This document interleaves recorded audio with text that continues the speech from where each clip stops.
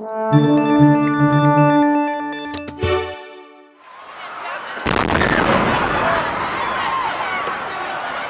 is Rick Burke for the New York Times. As the investigation continues into the bombings in Boston, officials are relying much more on social media. Years ago, there might have been a single video clip from a surveillance camera, but now investigators can gather thousands of hours of smartphone footage.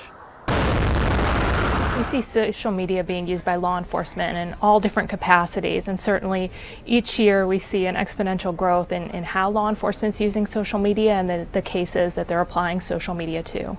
For example, ICP does an annual social media survey of how law enforcement agencies are using social media, and back in 2011, about 40% of agencies were soliciting tips from the public. Fast forward to 2012, it was nearly 60% of agencies.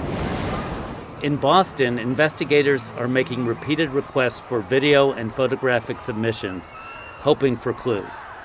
The last thing I want to say is there has to be hundreds, if not thousands, of photographs or videos or observations that were made down at that finish line yesterday. And they're sitting out there amongst everyone that's watching this event this morning. And I would encourage you to bring forward anything. You might not think it's significant, but it might have some value to this investigation. David, your company works both with private clients and law enforcement clients in mining digital data for investigations for security reasons.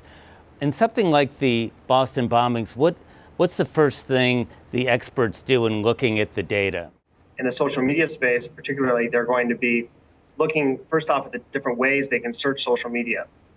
They can search the social media streams, if you will, on a geographic basis or with keywords across all the Twitter sphere or by individuals.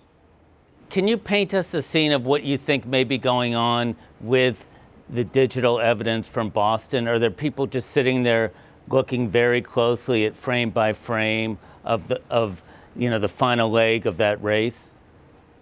I imagine individuals are certainly looking at it frame by frame very carefully, but also, especially in the time immediately after the event, there is a collection phase that needs to occur. So there will be individuals doing frame by frame searches, screen captures of items of interest and trying to organize them.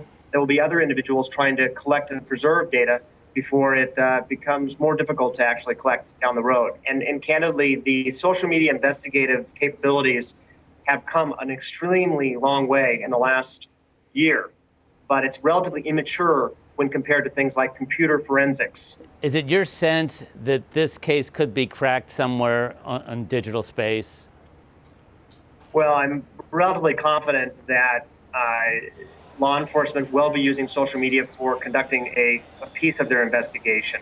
LexisNexis did a survey probably several months ago, where they surveyed 1,200 individuals in law enforcement, professional investigators. 87% of them said to one degree or another they were using social media tools for investigations. And 2/3 of those felt that it absolutely sped up the investigations because it's a very effective tool for finding connections between individuals and times, et cetera. It's a great tool. It's almost like a diary that's online.